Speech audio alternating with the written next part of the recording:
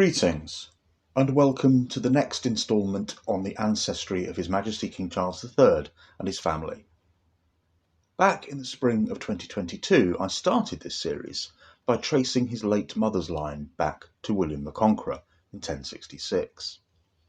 I explained that English history does not start in 1066 with the coming of the Normans, but that it was a highly significant date and a convenient place to end a video that would otherwise have been too long and complicated. That video established the trunk of the royal family tree. This video will delve a little deeper into its roots.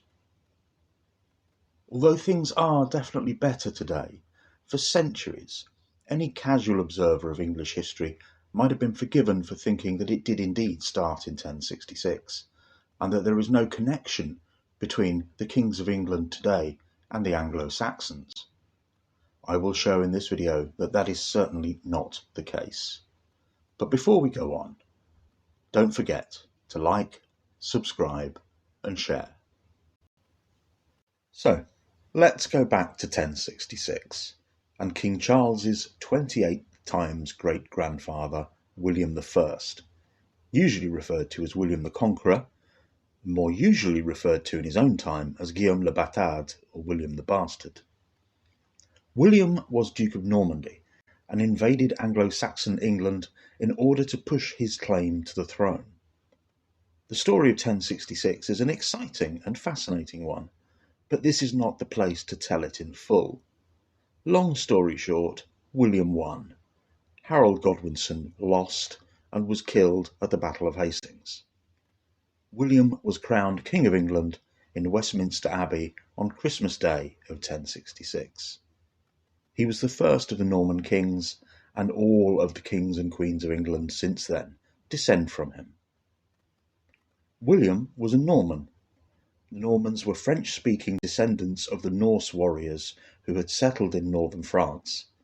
His father was Robert I, known as Robert the Magnificent, Duke of Normandy, and he was the great-great-grandson of Rollo, the leader of the Vikings who first raided and then settled in the land that became Normandy in the early 900s.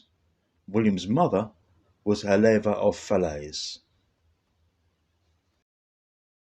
William had either 9 or 10 children, 2 of whom became kings of England, William II and Henry I. Being a traditional sort of chap, William fathered these children with his wife, Matilda of Flanders. Matilda was daughter of Baldwin V, Count of Flanders, and a 5 times great-granddaughter of Alfred the Great, King of Wessex, the first king of the Anglo-Saxons. So, William's children were not only the 4 times great-grandchildren of Rollo, Duke of Normandy, they were the 6 times great-grandchildren of Alfred the Great. There's more. When William I died in 1087, he left his eldest son, Robert, known as Robert Curthose or Short Stockings, the Dukedom of Normandy. He left his second son, William, known as William Rufus from his red hair, the English crown, and so he became William II of England. And the third son, Henry, got no land, but he did get money instead. There was conflict between the 2 eldest brothers, and Henry supported his brother William in those disputes. But in the year 1100, Henry just happened to be in England when his distinctly unmarried brother William died in a tragic hunting accident in the New Forest. Give me something for the pain and let me die. The 32-year-old Henry moved quickly and seized power and the crown in England. He beat off a challenge from his big brother Robert, and even went on to take Normandy from him. He reigned for 35 years. In the year that he became king, he married a princess called Matilda.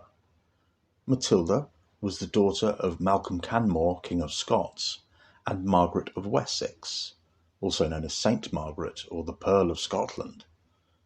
Through her mother, Matilda was a 6 times great-granddaughter of Alfred the Great. So, Henry I's children descended from the Anglo-Saxon kings both through their father's and their mother's line.